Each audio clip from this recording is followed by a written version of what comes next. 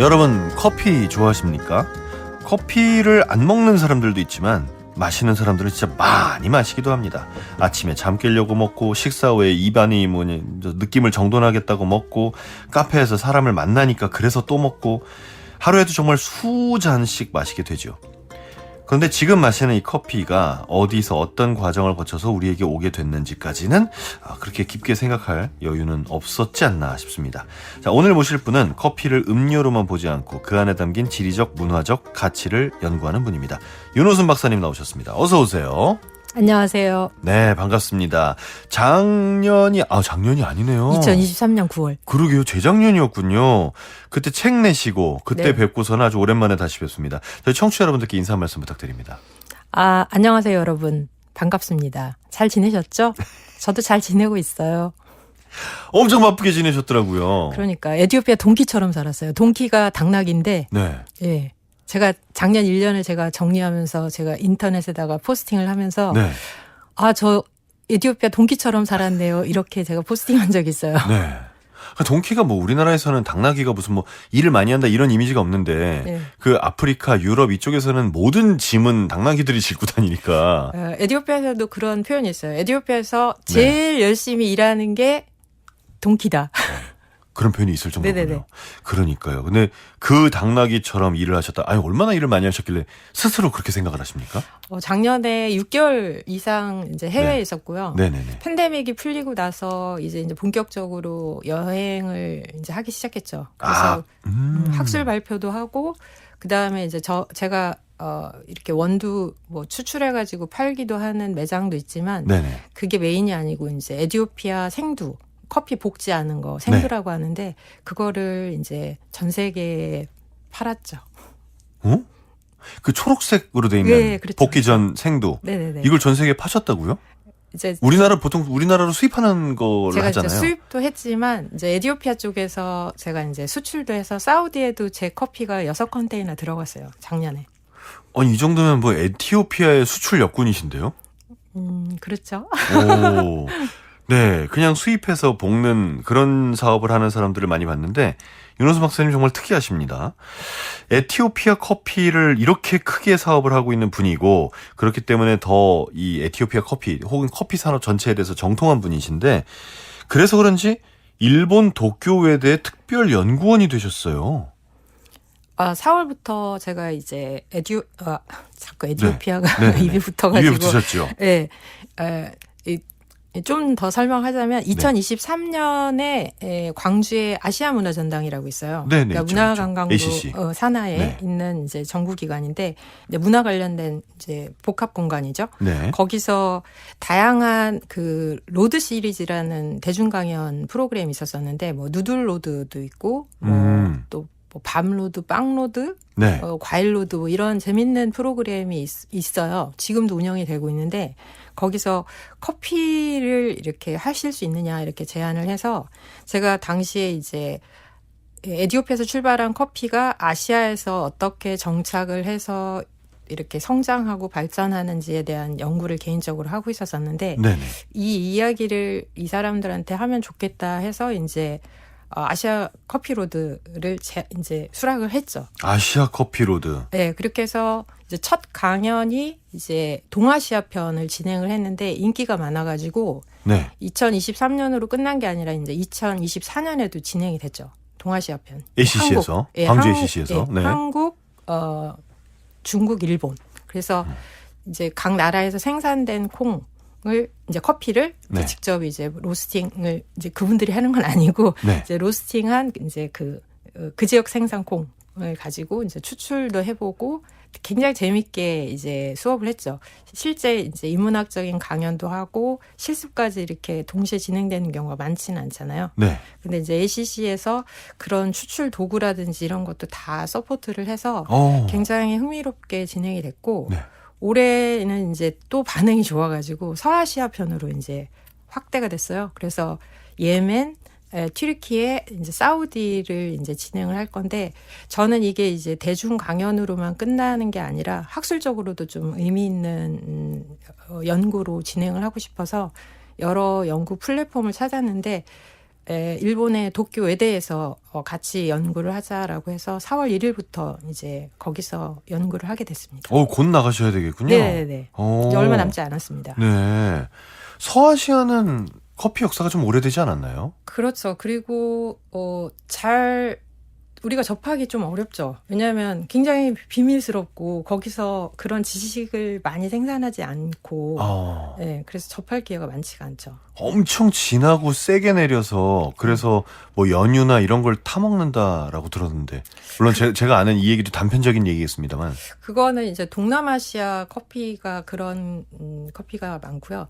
서아시아 같은 경우는 이제 카다멈 같은 그런 또 향신료 같은 걸 넣어서 같이 네, 특히 이제 뭐 사우디라든지 이런 데는 그런 문화가 있고 또 터키 같은 경우는 이제 지금은 티르키예라고 우리가 이제 국명이 바뀌어가지고 그쵸, 그렇게 말을 하는데 이제 우리나라에 많이 알려진 티르키예 커피 문화 같은 경우는 세지베라고 해서 모래 위에서 이렇게 맞아요. 브루잉하는 네. 이런 거 많이 알려져 있죠. 네. 네. 그러니까 직접 이제 추출을 하는 거죠. 이게 거른 어떤 뭐 이렇게 필터 같은 게 없이. 네. 에티오피아도 비슷하게 제베나라고 해가지고 직접 거기서 이제 브루잉을 하죠. 그 독이 주전자라고 하죠. 네. 네. 그래서 거기서 직접 끓여가지고 마시니까 우리가 일반적으로 마시는 그런 커피랑은 좀 다른데 사실은 우리가 마시는 커피 오리지널은 그런 모습이지 않을까. 네. 오리지널을 얘기하기엔 너무 다양한 문화에서 너무 다양한 방식으로 발전해왔죠. 그렇죠. 그래서 이제 아시아 커피로드를 연구하시는 게 이게 사람들, 민족들 혹은 국가 간에 어떤 식으로 과거에는 연결이 돼 있을까 이거를 살펴볼 수 있는 하나의 방법이기도 할 것 같아요. 그러니까 물자가 교류한 걸 연구한 게 실크로드지 않습니까? 그렇죠. 근데 이제 아시아 커피로드는 그 과정에서 커피가 어떤 식으로 그렇죠. 전파됐는지를 연구하실 것 같은데. 정확히 말씀하셨는데 네. 이제 실크로드는 연구가 많이 진행이 됐는데 그쵸. 이제 네. 커피로드는 이렇게 사실 접근하기도 굉장히 어렵고 네. 저 같은 경우는 이제 커피를 무역도 하고 있기 때문에 이 무역 길을 이제 또 이해를 하면 좀 더 가깝게 다가갈 수 있는데 예를 들어서 에티오피아에서 예멘으로 지금도 통통배로 커피가 나가고 있거든요. 아, 그래요? 네, 근데 사람들 잘 모르시죠. 네. 근데 이제 제 친구들이 그렇게 해서 수출을 하고 있거든요. 네. 그런 길들이 지금도 있단 말이에요. 그리고 또 이런 바닷길도 그렇고 우리가 뭐 이제 한국 전쟁 때 그 참전용사들이 이 해상 그 백길을 타고 우리나라 부산까지 왔잖아요. 에티오피아에서 왔죠. 그렇죠. 그 길로 네. 지금 이제 우리가 커피를 지금 부산까지 받고 있는데, 네. 사실 그런 식으로 들어가서 보면은 커피도 이렇게 빈 곳들을 찾아낼 수 있을 것 같고 아시아에 49개 나라가 있거든요. 네. 근데 우리는 월드컵 정도 해야지 아시아에 어떤 나라가 있는지 이제 미디어에서도 다뤄주고, 이 나라가 아시아야? 뭐 이런 상황이잖아요. 그러니까 지리적인 정보도 잘 우리가 경험하기 좀 어렵고. 모르는 거 관심 없는 사람들이 꽤 있죠. 네, 그렇죠. 네. 그래서 그걸 탓한다기보다는 그냥 그런 사람들이 있는 거죠. 그렇죠. 그래서 네네. 이제 뭐 인도가 남아시아야. 인도네시아랑 베트남이랑 달라. 거기는 동남아시아야. 이렇게. 네. 그리고 또 지금 제가 말씀드렸던 뭐 예멘이나 이 사우디아라비아 같은 데는 거기도 아시아야. 거기 서아시아야. 이렇게 얘기하면 되게 이제 낯설게 느끼는 분들도 계시죠. 대륙이 너무 크죠, 아시아가. 그렇죠. 좀 잘라놔야 될 것 같기도 한데. 그래서 더 이제 탐험할 게 많은 거죠. 그렇기도 합니다. 네. 아시아의 커피는 어느 나라가 제일 많이 먹나요? 먹는 걸로 치면 우리나라가 제일 많이 먹지 않나요? 이제 비율 따지면은 우리는 저만 해도 이제 지금 오늘 아침에 몇 잔째를 먹고 있는 건지 모르겠는데. 우리는 강대국이에요. 커피와 관련해서는 강대국이고, 그죠. 그리고 중국이랑도 밀리지 않고, 예를 들어서 이제 저희 이제 커피 하시는 분들이랑 얘기하다가 뭘 해도 우리는 중국이랑 이렇게 경쟁하기가 어려운데, 중국도 우리가 뛰어넘는 거 아니면은 중국이랑 싸워도 우리가 비등비등 할 수 있는 그런 산업이 뭐냐라고 네. 했을 때 거기에 이제 커피도 포함이 되고요. 아, 그래요? 네, 커피도 포함이 되고 뭐 이제 더 들어가면 이제 항공이라든지 방산산업 막 이렇게 막 들어가는데, 네네. 네, 근데 이제 커피가 거기 있습니다. 그래서 여러분 커피업계에 일하시는 분들 또 바리스타 뭐 이렇게 또 힘들게 일하시는 분들 계시는데 큰 꿈을 가지시고 우리 버텨보아요. 네. 아, 이게 좀 유치한 질문이 있는데 1인당 소비량 뭐 이런 통계 있습니까? 전 세계에서? 1인당 소비량도 나오긴 했는데 사실은 저한테 물어보거나 이렇게 한 건 아니잖아요. 예. 대략적으로 하는 건데 네. 1년 소비량이 360잔, 그러니까 우리가 1년에 365일이잖아요. 그보다 넘는 것 같아요. 아, 전 무조건 넘을 것 같은데요. 그렇죠. 왜냐하면은 막 7잔, 8잔씩 마시는 분들도 계시고, 네. 예, 뭐 어떤 데는 뭐 아무튼 300잔 이상이다, 뭐 이런 자료들 많은데 굉장히 많이 먹습니다. 이 추운 나라들이 커피 많이 먹거든요. 그래서 북유럽이나 이런 데 같은 경우 뭐 이제 1인당 소비량 숫자 나오는 거 보면은 뭐 1인당 4점 몇 킬로 막 이렇게 나오거든요. 네. 그런 숫자들이. 근데 우리는 거기 비슷해요. 더 많이 먹을 것 같은데요. 그렇죠. 우리는 그 습관적으로 또 이 커피를 먹기 쉽게 하는 이 주변 환경이 분위기가 있죠. 예, 어디 네. 나가면은 예. 이렇게 스틱커피 마실 수 있고, 예. 그 다음에 또 카페 공화국이라고 할 만큼 카페도 많고, 예. 아니, 그 북유럽 사람들은 추울 때나 먹지만 우리는 더울 때도 먹잖아요. 아라고. 예. 예, 아라고. 더울 네. 때도 먹고 네. 추울 때도 먹고 네. 안 춥고 안 더우면 안 춥고 안 더우니까 또 먹잖아요.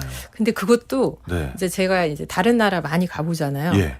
이 얼음이 들어간 이런 음식을 이렇게 탈나지 않게 마실 수 있는 그럼요. 나라는 정말 축복이라고 생각해요. 그럼요. 왜냐하면 그렇지 못한 나라들이 정말 많거든요. 찬 걸 막 먹을 수 있는 나라가 사실 몇 개 없죠. 네, 저희도 뭐 어렸을 때 뭐 여름에 콩국수나 냉면집 잘못 가면 배탈 나고 이런 일들이 있었잖아요. 그렇죠. 지금은 사실 거의 없지만. 네. 찬 음료를 이렇게 많이 먹고 안전할 수 있는 나라가 사실 별로 없긴 합니다. 네. 아시아에 커피 생산하는 나라는 어디가 있나요? 굉장히 많습니다. 우리가 지금 제가 이제 2023년에 아시아 전당에서 네네. 중국 운남성에서 커피가 생산됩니다라고 이렇게 강의했을 때 놀라시는 분들이 많으셨어요. 네. 커피 벨트라고 해가지고 그 적도를 기준으로 해서 위아래 25도 사이를 커피 벨트라고 하는데 네. 그 커피 벨트가 지나가면 대부분 이제 커피가 생산이 돼요. 요즘 기후 변동 때문에 예전에 생산되던 곳이 생산이 안 되는 곳들도 있지만 대부분 그 벨트를 지나면 이제 커피가 생산이 되고 제가 남태평양을 크루즈로 이제 간 적이 있었는데 바누아투라는 곳에 이제 네. 갔었어요. 네. 근데 제가 이제 지형을 딱 보면서 요런 지형이면 커피가 나는 지형인데 이렇게 이야기를 했거든요. 근데 이제 같이 갔던 이제 바누아투 친구들이 맞다고 여기 숲으로 조금만 들어가면 커피 나오고 있다고 그렇게 얘기하더라고요. 이제 지역만 보면 아시는군요. 그 위도와 지역만 보면 아시는군요. 그런 이제. 느낌이 있어요. 이런 커피 생산 지역들. 이노선 박사님 가끔 말씀하실 때 보면 한국 사람이 아니라 에티오피아 사람 같을 때가 있고요. 또 사람이 아니라 커피나무 같을 때가 있어요. 이쪽 동네는 내 친구들이 좀 있을 것 같은데 뭐 이런 식으로 보시니까 그 베트남도 생산을 많이 하잖아요. 네네네. 운남성에 하면 베트남에 거의 붙어 있으니까 당연히 운남성에도 있겠다 싶네요. 지금 말씀하시니까. 실제 그 1892년이죠. 그 네. 프랑스 신부를 통해서 옆 나라들 이제 뭐 베트남이라든지 라오스 이런 거기서 있는 그 품종 아라비카 네, 종이 이제 운남성에 도착을 했죠. 도착을 해서 이제 여러 가지 테스트를 해서 본격적으로 진행이 된 건 이제 1950년대, 80년대 그 사이. 그리고 나서 이제 막 이제 정부가 막 지원을 하기 시작했죠. 그 지역에 이제 운남성의 이제 대표적인 곳들이 푸얼 네. 보이차가 유명한 곳이에요. 보이차는 네. 운남성이 최고죠. 네, 그렇죠. 그리고 그 도시 이름도 바뀌었어요. 푸얼 시티로. 아예 바꿨다면서요? 네, 얘기 들었습니다. 그리고 이제 스샹반나라고 하는 곳들, 그다음 네. 이제 바오샨 지역이 이제 커피가 많이 생산이 되는데 본격적으로 이제 막 이 밖으로 많이 알려진 건 이제 2010년대라고 해야 되나? 80년대군요. 1980년대. 이제 그 글로벌 기업들이 이제 막 들어오면서 이제 협력을 많이 하게 돼요. 네. 네슬레도 협력을 하게 되고 이제 그런 시기가 있었네요. 그런 시기가 있었고 그다음에 이제 뭐 이 스타벅스라든지 이런 걸 통해서 본격적으로 사람들이 이제 그런 글로벌 체인점 커피들을 이제 소비를 하게 되면서 네. 더 이제 자국 생산에 대한 그런 관심도 높아지고 그리고 실제 품종도 굉장히 다양하게 지금 진행이 되고 있어요. 그 상업용에 적당한 그런 커피들이 좀 많이 생산이 됐었었는데 지금은 뭐 스페셜티용 뭐 그런 그 티피카라든지 버번 이런 종도 생산을 하고 있고 최근에는 그런 프리미엄 시장을 겨냥을 해서 게시아 같은 것도 생산을 합니다. 그래요. 네, 굉장히 다양하고 그리고 중국도 이렇게 지금 이제 뭐 이렇게 생산 구구로 지금 들어갔는데 사실 중국이 먹기 시작하면 세계 지도가 바뀌거든요. 그럴 네. 가능성이 크죠. 근데 거기다가 이 사람들이 이제 생산까지 하고 그 생산하는 커피의 품질도 상당히 좋기 때문에 또 이 글로벌 커피 인더스트리가 좀 바뀌지 않을까라는 생각이 들고 중국뿐만 아니라 지금 이제 인도도 인도는 뭐 오래됐죠. 예, 커피 생산 많이 하고 네. 있고 그리고 우리나라 사람들한테 맞는 그런 커피들을 생산을 하고 있어요. 인도가요. 그러니까 인도뿐만 아니라 지금 이제 인도네시아도 있죠. 네. 그다음에 인도네시아도 원래 커피가 유명하죠. 네, 그렇죠. 오래됐죠. 그리고 네. 예, 그리고 또 필리핀도 있고요. 그다음에 태국도 있고요. 태국 같은 경우는 컵 오브 엑셀런스도 참가를 하고 있고, 예, 치앙마이, 치앙라 이런 데서 이제 좋은 커피 생산되고 있고, 예, 아시아도 의외로 커피 생산국들이 많고, 그 다음에 이제 두 가지 커피 품종 중에 이제 상업적으로 중요한 품종이 있는데 하나가 이제 아라비카고 또 하나가 이제 로부스타인데, 예, 아라비카 고향이 이제 에티오피아죠. 그래서 제가 어디 가서 항상 커피는 2개밖에 없어요. 에티오피아 커피, 기타 커피 이러는데, 에티오피아 사람이라니까요. 네. 근데 이제 아시아 지역들 보면 네.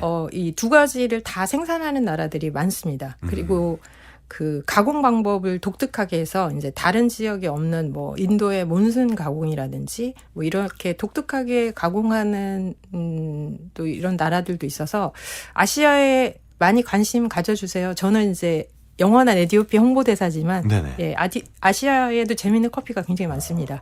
근데 그 중국 같은 경우에는 네네. 물론 제가 2011년에 회사를 휴직하고 중국에 1년 동안 연수를 했었거든요.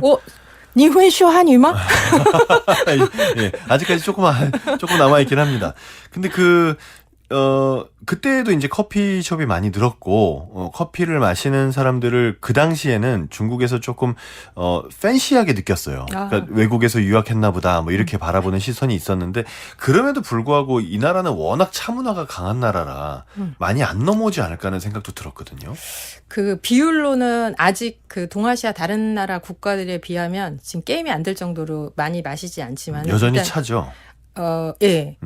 그치만은 이제 커피를 마시는 수치가 지금 높아지고 있고, 일단 그 카페 증가 이 추세가 엄청나게 지금 빨라지고 있어요. 거기 그런 뭐 글로벌 체인뿐만 아니라 이제 로컬 브랜드 자국 같은 브랜드들이 경우도 몇 개 강한 게 생겼죠. 네, 그렇죠. 네. 저는 이제 2000년대 초반에 2년 동안 있었어요, 중국에. 당시에 북경에 스타벅스가 딱 2개밖에 없었어요. 그럴 때죠. 네, 그 시잔이라고 그 서역 쪽에 하나가 있었었고, 그 다음에 이제 그 무역 우리나라 치면 무역센터라고 해야 되나? 네. 거기 주변에 하나에서 딱 2개밖에 없었고 굉장히 이렇게 럭셔리한 느낌의 그런 매장이었었는데 지금 저랑 이렇게 대화하는 순간에도 지금 스타벅스가 지금 이제 오픈될 정도로. 네. 그때는 중국 카페 브랜드라는 게 아예 없었는데 지금은 스타벅스보다 더 많아진 게 있다고 하더라고요. 네, 루이스인 카페라든지. 네네네. 네. 자, 이렇게 커피가 각 나라마다 어떻게 사람들이 먹고 있는지, 얼마나 많이 먹고 있는지 참 다양합니다. 0012님이 와우 대단하네요. 어디서도 들어보지 못한 커피에 대한 말씀 너무 흥미롭네요. 저도 향만 맡아도 어떤 커피인지 아는데 좋은 정보 감사합니다. 커피 향이 가득하네요. 가을흔정님, 커피 이야기도 한 달을 해도 모자랄 듯해요. 재밌습니다. 라고 남겨주셨습니다. 커피 한 잔이 사실 우리에게 오기까지, 저는 사실 집에서 내려 먹는 편이긴 한데, 요새는 아예 뭐라 하죠? 에스프레소 기계를 샀습니다. 그래서 그냥 그걸로 먹긴 하는데 아, 대단한 커피 애호가시네요. 좀 너무 많이 먹어서요. 너무 많이 먹다 보니까 이제 저것도 샀어요. 그 우유 거품기. 그러니까 이제 커피 업계의 이제 경쟁자로서 아니 집에서 먹는데 무슨 경쟁자예요? 이제 막 또 카페 차리신다고 또. 아니요 전혀 얼마나 어려운지 알고 있습니다. 근데 이렇게 제가 먹는 것만 해도 이 원두가 오는 과정이 이제 어마어마하잖아요. 누군가 농부가 이제 나무를 심고 열매를 수확을 할 거고, 그게 그 다음에 유통이 될 거고, 유통해서 우리나라에 온 다음에 로스팅을 할 거고, 그걸 가지고 또 이제 제가 기계에서 추출하고 이런 여러 가지 과정을 거치는데, 추출하고 서비스 쪽만 조금 한국에서는 관심이 가는 것 같아요. 왜냐면 내 눈앞에 보이는 게 사실 생도 보는 사람도 별로 없거든요. 다 볶은 이후에 원두를 보기 마련이니까. 커피를 생산하고 유통하는 과정 전체에서 우리가 좀 주목해봐야 될 점은 뭐라고 생각하십니까? 사실 생산지에 관심을 가져야 된다라는 이야기들은 많이 하고 있잖아요. 커피 하시는 분들이 네. 그 생산국들의 그 커피 생산자들의 가난을 막 경쟁시켜가지고 또 프로모션 하기도 하고 그러잖아요. 네. 내가 산 커피 농부가 더 가난해. 아니야. 내가 산 커피 농부가 더 가난해. 뭐 이러면서 이제 우리가 여러분이 구매해 주시면은 저희가 학교도 지어주고 뭐 네. 이런 이야기를 하잖아요. 네. 그래서 이제 사람들이 커피 생산국에 대한 어떤 이제 이미지를 가지고 계실 텐데 실제 커피 생산국들에서 커피 하시는 분들 중에서는 상류층이 굉장히 많습니다. 속았군요. 네, 그리고 물론 이제 이렇게 가난한 분들도 많으시지만 실제 네. 커피를 굉장히 오랫동안 몇 대에 걸쳐서 이렇게 비즈니스 하시는 분들은 거의 뭐 그 나라의 상류층인 경우도 굉장히 많고, 근데 이제 어떤 그 밸류체인 중에 어디를 관심을 가져야 된다라고 했을 때 사실은 여기가 중요합니다라고 할 수는 없어요. 왜냐하면 사실 그 밸류체인 어딘가 구멍이 나면은 우리니까 커피를 마실 수가 없기 때문에. 그럼요. 그래서 모든 그 밸류체인이 다 소중하긴 하지만은 이제 한국에 제가 이제 팬데믹 때 저는 한국에 들어와서 이제 커피 사업을 시작하고 한국에 좀 많이 머물렀는데 네. 이제 그러면서 제가 밖에서 봤던 커피랑 다른 이제 이런 걸 보게 되죠. 그래서 한국은 다른 나라 카페에서는 사장님 자격증을 벽에 그렇게 많이 붙여놓지는 않거든요. 다른 나라는. 네, 다른 나라. 근데 우리나라는 사장님들 자격증이 벽에 엄청 많아요. 그러니까 그런 차이점들도 있고, 왜 이 커피를 그냥 이렇게 순수하게 즐기지 못하고 뭔가 커피를 막 경쟁하는 거죠. 저는 커피에 왜 자격증이 필요한지 솔직히 아직도 모르겠습니다. 제가 내가 맛있게 먹은 커피가 제일 맛있는 커피야 이렇게 말하면 좀 이상하게 생각하시는 분들 계세요. 저는 그 주의거든요. 네. 저는 그 주의여서 심지어 뭐 우리 유명한 프랜차이즈 브랜드 가운데는 제가 싫어하는 커피도 있습니다. 근데 그걸 싫어한다고 말하면 사람들이 되게 이상하게 보더라고요. 이게 음식이잖아요, 커피가. 네, 그럼요. 그리고 이런 미식 경험이라는 게 이 사람마다 다르기 때문에 맛을 이야기할 때 내가 맛있다고 해가지고 모두가 맛있는 건 아니거든요. 네. 그래서 어떤 커피점의 커피가 정말 맛있어. 근데 그게 그날 나랑 맞아가지고 맛있을 수도 있는데, 야, 거기 정말 맛있어. 그렇게 해서 막 데리고 갔는데 사실 그날 맛이 없을 수도 있고, 이 친구는 그동안에 이렇게 축적된 이런 미식 경험이 이 커피를 맛이 없게 이렇게 작동시켜서 느낄 수도 있는데, 이렇게 또 강요하기도 어려운데 또 문화가 이렇게 맛있다고 하면 맛있네 정도는 해줘야 되는데 또 어려울 때도 많습니다. 이렇게 코멘트 달기가. 가끔은 맛없다 그러면 참 커피 먹을 줄 모르네. 그렇죠. 뭐 이런 반응이 나올 때도 있으니까. 그리고 우리나라는 또 오지랖이 굉장히 또 디테일해요. 예. 그래가지고 조심스러울 때가 많습니다. 저는 뭐 내가 그 방법까지 알아야 되는 건가라는 생각이 가끔 들긴 합니다.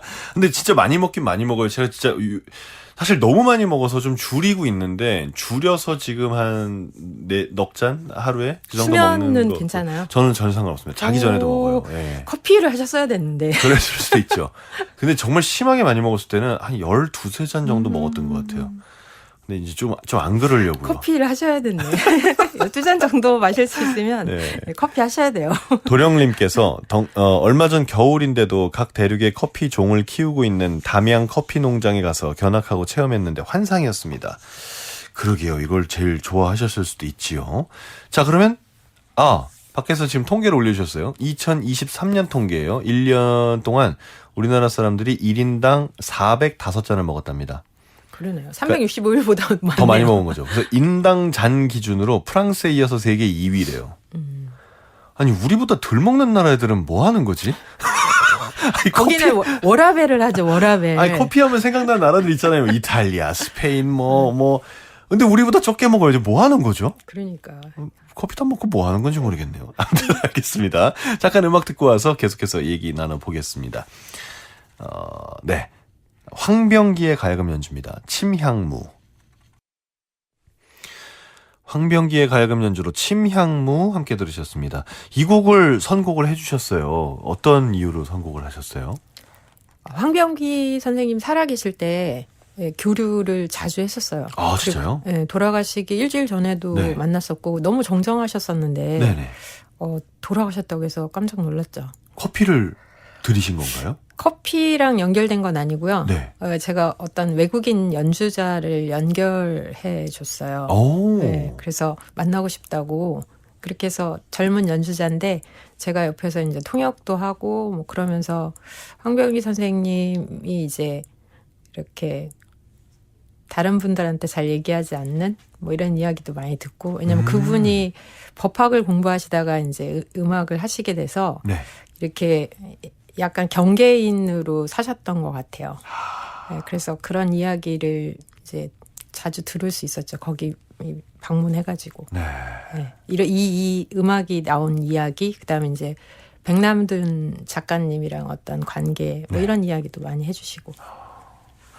백재나님께서 얼마 전에 튀르키예 여행 갔었는데 그곳에서는 커피로 점을 치기도 하더라고요. 네, 있습니다. 점을 쳐요? 그게 이제 그 얼룩, 그 찌꺼기가 남잖아요. 그 예, 커피는. 예. 그래서 튀르키예뿐만 아니라 이집트도 있어요. 네. 그렇게 이제 이 커피 찌꺼기 가지고 점치는 그 문화가 있는 나라들이 있어요. 에티오피아는 없는데 어떤 분이 발표하시면서 어떤 외국인 분이 있다고 하는데 에티오피아는 없어요. 그런 제가 뭐 전 지역 다녀봤는데 그게 또 이런 뭐 이슬람 문화 뭐 이런 거랑도 좀 연결되지 않나. 근데 에티오피아 자체는 그런 거랑 연결되지 않기 때문에 추출 방식은 비슷하죠. 찌꺼기가 남는 그 커피를 마시는 나라긴 하지만은 그런 문화는 없는데 튀르키예라든지 이집트 같은 데는 있습니다. 그런 카페도 있고요. 그걸로만 유명한 카페도 있고. 찌꺼기는 뭔가요? 그럼 찌꺼기가 뭐 어떤 모양으로 남으면 오늘 그렇죠. 운이 좋은 거야? 뭐 이런 거예요? 잔에 쏟아가지고 네네네. 이제 거기 이런 무늬들을 보면서 아, 진짜요? 이렇게 결혼하겠네, 뭐 이렇게 돈 많이 벌면 부자 되겠네, 뭐 이런 거. 커피 찌꺼기로 결혼도 봅니까? 아니, 이제 예를 든다면, 네. 네. 우리 뭐 요즘 우리나라도 그런 카페들 있잖아요. 사주 카페도 있고 무슨 타로 카페도 있고. 네. 그러니까 그게 이제 그 지역의 어떤 문화랑 결합이 돼서 이제 커피가 더 이렇게 즐겁게 되는 거죠. 그렇군요. 즐겁게 향유하게 되는 거죠. 네.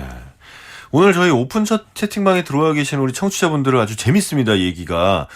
서로 자기가 좋아하는 카페를 다 공유하는 중이에요. 너무 재밌는데? 지금 몇 개는 가보고 싶은데요. 저 집에서 멀지도 않고.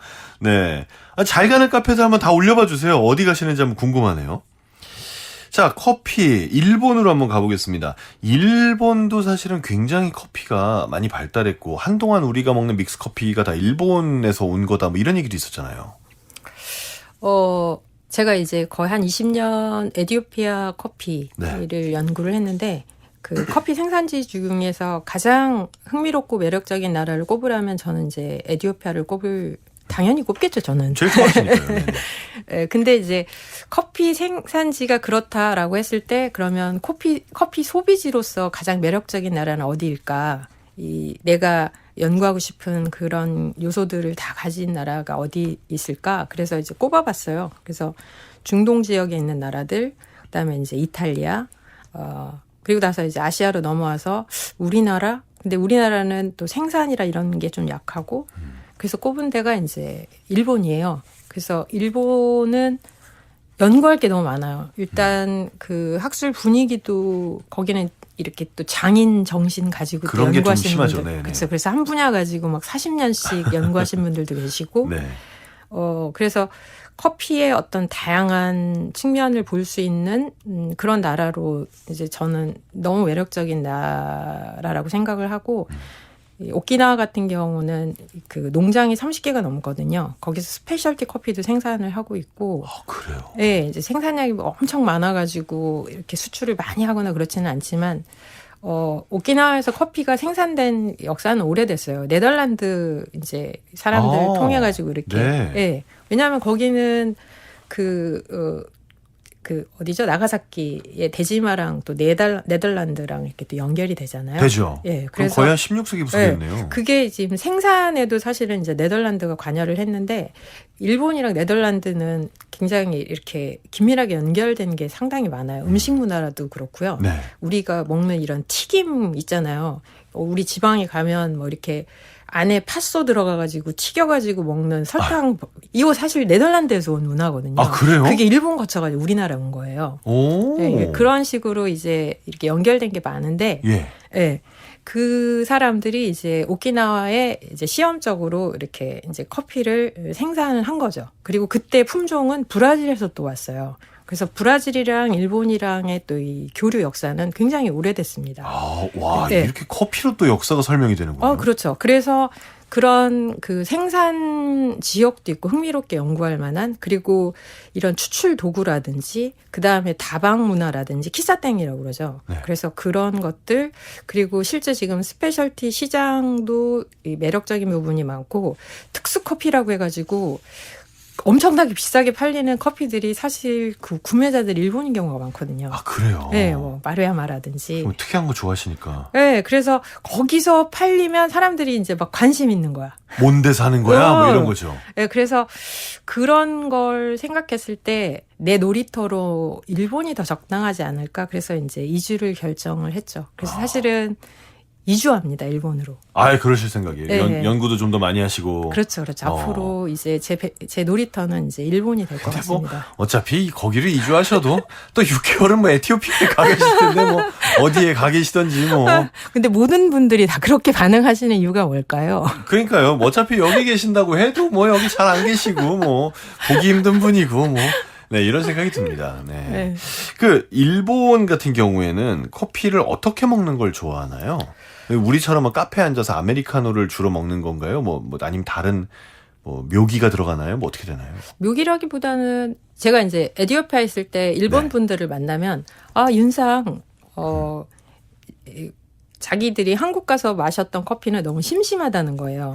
그러면서 이제 에티오피아에서 이렇게 다크 로스팅한 이런 게 자기네들은 맞다고 그러는데 실제 같은 스타벅스 커피, 사실 스타벅스 우리가 여행하면은 전 세계 맛이 좀 비슷할 것 같잖아요. 네. 네, 왜냐하면 그게 이제 스타벅스 정책이니까. 네, 그렇죠. 네. 근데 실제 이제 커피들을 보면 로스팅 그 정도가 좀 진한 게 좀 많은 것 같고, 일본 커피가. 물론 이제 스페셜티 이렇게 유명한 곳들 가면, 제가 상호를 말해도 되는지 모르겠는데, 노르딕 어프로치라고 해가지고. 오늘 스타벅스라고 100번도 더 말씀하셨는데, 뭘 이제 와서 상호 가지고. 네, 오늘은 커피를 얘기를 하니까 상호를 말 안 하기 좀 힘들어요. 근데 노르딕 어프로치라고 하는 이제 예. 그 스페셜티 커피 생두 공급을 굉장히 좋은 걸 많이 하는 회사가 있는데, 네네. 거기에 그 컨설데이팅 역할을 제가 한국에서 했었어요. 네. 그러면서 이제 우리나라에 이제 아주 좋은 커피 쓰시는 카페 사장님들한테 이제 뭐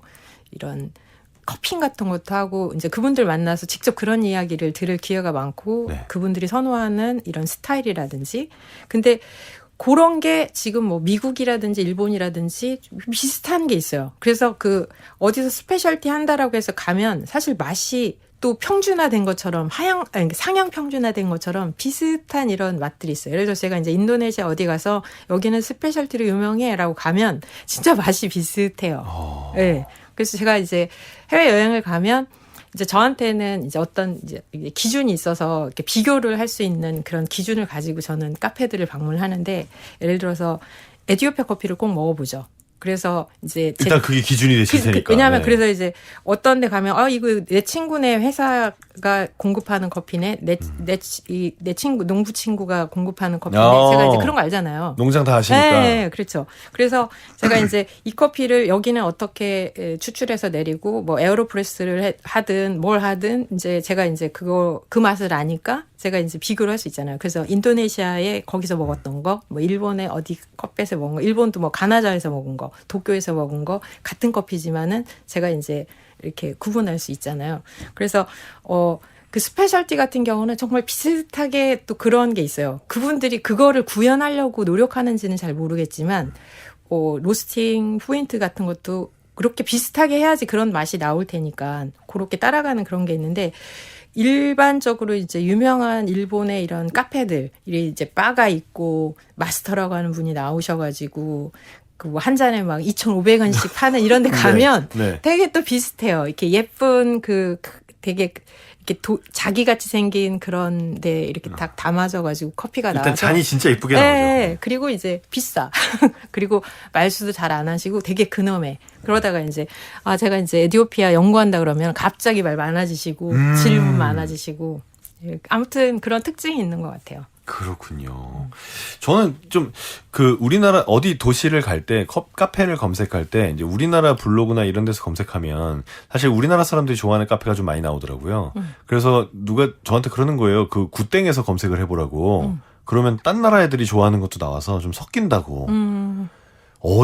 어디를 어떻게 알고 찾아가세요? 저요? 네. 일단 저는 이제 제가 에티오피아에 있을 때 커피를 사간 사람들이 많잖아요. 네네네. 그 사람들이 다 이제 좋은 커피 하는 이제 이런 뭐 로스팅 회사인 경우도 있고 그 사람들이 납품하는 카페도 있고 네. 저는 이제 그런 네트워크가 있죠. 그래서 내가 뭐 인도네시아 수라바야를 가는데 거기는 어디가 좋아 그러면 이제 자기네들 납품하는데 이제 쭉 얘기. 그렇겠네요. 그러면 이제 사장님 만나기도 쉽고. 그 기본 원두는 좋은 걸 쓸 거 아니에요. 그건 확실한 거니까. 네, 그렇죠. 그리고 이제 그냥 단순하게 카페 소비자로 가는 게 아니라 사장님도 만날 수 있고 그리고 이제 뭐 그런 이야기도 들을 수 있는 기회가 많죠. 그러니까 바 뒤를 저는 들어갈 수 있죠. 그러니까요. 그것도 또 특권이네요. 제가 이렇게 살 줄은 몰랐는데 이렇게 살고 있네요. 좋죠. 뭐 자기 행복한 얘기 하는 거니까요. 봄꿈님이 얘기가 흥미롭네요. 1520님 새싹 문자예요. 반갑습니다. 안녕하세요. 저는 믹스커피와 설탕 섞은 걸 좋아합니다. 허언님, 태국에 살 때 마시던 흙냄새 같은 커피에서 나던 흙내음이 가끔 생각나기도 해요. 믹스커피에 대해서도 이것도 애착 있는 분들이 또 어마어마합니다. 저도 있어요. 그러시군요. 네. 어떻게 드십니까? 이거 먹는 사람 스타일이 다르더라고요. 저는 여행 갈 때 향수병이 도질 때 있잖아요. 저는 이제 장기적으로 여행 가는 경우도 많고 그래서 챙겨가요. 이게 사실 뭐 건강 이야기도 하시고 막 그러잖아요. 근데 그걸 떠나서 그냥 보약같이 저한테 그런 기능을 할 때가 있기 때문에 저는 뭐 자주 먹거나 그러지는 않는데 여행 갈 때 휴대도 간편하고 그리고 그 친구들한테 선물하기도 너무 좋아요. 맞아요. 그리고 그 안에 그 황금 비율은 정말 이렇게 우리가 스푼으로는 이렇게 만들어낼 수 없는 그 황금 비율이잖아요. 그래서 그 친구들한테 야 이거 먹어봐. 이게 닥터윤이 권하는 거야. 이러면서 이제 분위기를 바꾸는데도 되게 중요한 역할을 하고 주로 대화 화제가 이제 커피잖아요. 네네네. 그럴 때 제가 이제 이게 장수가 칼 뽑듯이 제가 스티커피를 다 뽑아가지고 뜨거운 물만 가지고 오면 바로 또 이제 또 한국 얘기할 수 있고 좋잖아요. 궁금한데요. 그 다른 나라의 커피 전문가들은 우리나라의 믹스 커피를 보고 뭐라고 합니까? 맛있다고 하죠. 그래요? 네. 맛있다 플러스 뭐 다른 어떤 뭐 수입하고 싶어하는 사람들이 있는데 수입이 안 되죠. 우리나라 유명한 그 스틱커피는 여러 가지 무슨 그런 법적인 이런 문제 때문에 해외 수출이 되지 않습니다. 그래요? 네네네. 안성기 생각나는 그 커피요? 네네네. 그거 안 됩니까? 이거 안 되는 것도 몰랐네. 수입하고 싶어 하시는 분들 많은데. 네. 그래서 지금 이제 그렇게 비슷하게 하는 이제 브랜드 힘은 좀 떨어지지만 그런 커피 생산하는 곳들이 많아서 제가 지금 이제 K커피 이렇게 해가지고 이제 제 얼굴 가지고 그런 분들 좀 많이 도와주고 싶어 해요. 싶어서 지금 이제 예를 들어서 이커머스라든지 이런 거 가지고 있는 해외 회사들한테 이제 연결시켜 주려고 하는 그런 비즈니스를 지금 하고 있어요, 지금. 뭐가 나올 수도 있겠군요. 사실 뭐 저한테 막 되게 비즈니스가 잘 되는 건 아닌데 저한테 이제 그런 기회가 많잖아요. 예를 들어서 그럼요. 야 한번 먹어봐 이렇게 했을 때 야, 이거 어떻게 수입해? 근데 이거는 직접 수입 못하지만 내가 추천을 해줄게. 그렇게 해서 이제 우리나라 인스턴트 커피 하시는 분들 커피를 제가 이제 자연스럽게 도와드릴 수 있죠. 커피 전문가가 나오셨으니까 이거 좀 한번 여쭤보고 싶어요. 커피 전문가들은 커피를 어떻게 먹나요? 저희가 어떻게 먹어야지 좀 잘 먹는 건가요? 저는 유튜브를 지금 최근에 시작을 했는데. 아, 그러셨어요? 네. 일단 해보는 제가 윤박사. 제발 하라고 말씀드렸었는데 드디어 하셨군요. 예, 아직 이제 한 달 조금 넘었는데 영상을 70개나 만들었어요. 제가 그런 사람이에요. 뭐 하신 거예요? 아무튼 네. 일단 해보는 윤박사라고 제가 이제 뭐 부족해요. 채널 이름이 그겁니까? 네, 일단 해보는 윤박사고. 일단 해보는 네, 윤박사? 지금 아이폰이랑 그다음에 그 앱을 하나 이제 구매를 했어요. 그동안 무료 앱을 쓰다가. 네네. 근데 대부분은 뭘 하면 장비를 사신다든지 뭘 하시잖아요. 근데 저는 그냥 이거 가지고 70개를 이제 만든 거죠. 네. 그래서 커피를 새로 이렇게 하시는 분들 보면 막 뭘 또 많이 하세요. 이렇게. 그래서 제가 유튜브 얘기하는 이유는 일단 해보시는 게 중요하지, 막 뭘 남들 얘기를 다 듣고 나한테 맞는지 안 맞는지도 모르고. 네. 그 얘기입니까? 전 또 커피 마시는 법을 유튜브에 올려놓으셨다는 줄 알고. 그래서 커피도 마찬가지예요. 커피도 아까 말씀드렸던 것처럼 미식 경험이 각자 다 다르기 때문에 나는 인도네시아가 사실은 정말 맞는데 내가 이 얘기하면 내가 또 이렇게 뭐가 좀 떨어진다고 하고 말 안 하시는 분들 계시는데 내가 마셔서 정말 맛있다고 하면서 이렇게 하면서 커피를 즐기는 게 저는 자연스럽고 그게 지속 가능한 방식이라고 생각하는데 네. 뭐 유명한 미국의 어떤 스페셜티 카페 회사 커피가 내 입에 맞아서 막 그 얘기하면 내가 막 커피 실력이 있고 저는 이런 문화는 좀 지양해야 되지 않나. 그건 의미 없다. 여기서 집에서 커피를 즐기시는 것도 마찬가지고 왜냐하면 요즘은 또 팬데믹 이후에 집에서 이제 일하시는 분들도 되게 많아졌잖아요. 꼭 회사라든지 그런 게 아니라. 그리고 이제 팬데믹 때 우리가 정말 생두를 직접 이제 만져보고 로스팅 해보고 이런 경험을 쌓으신 분들이 많아졌거든요. 그 전까지는 우리는 커피는 그냥 카페 가서 즐기고 그냥 원두를 사다가 먹는 거지 직접 자기가 생두를 구해가지고 막 볶아 먹고 막 그런 문화가 많지는 않았었잖아요. 네네. 그래서 이제는 이제 집에서도 다양하게 갖춰가지고 커피를 즐기시는 분들이 많은데, 나한테 맞아야 돼요. 나한테. 예, 그게 나한테 맞아야지 추출 도구도 엄청 많은데 따라할 필요가 없죠. 예. 알겠습니다. 박사님께 여쭤보지 말래요. 각자의 입맛에 맞는 커피를 각자의 방법으로 즐기시기 바랍니다. 자, 올해 있을 새로운 도전들, 또 일본의 대학에서 연구원으로 계실 계획들, 이 모든 것들이 순탄하게 잘 이루어지길 기대하겠습니다. 오늘 커피 전문가 윤호순 박사님과 함께 우리가 매일 마시는 커피에 대한 이야기 해봤습니다. 오늘 시간 내주셔서 감사합니다. 네, 초대해 주셔서 감사합니다.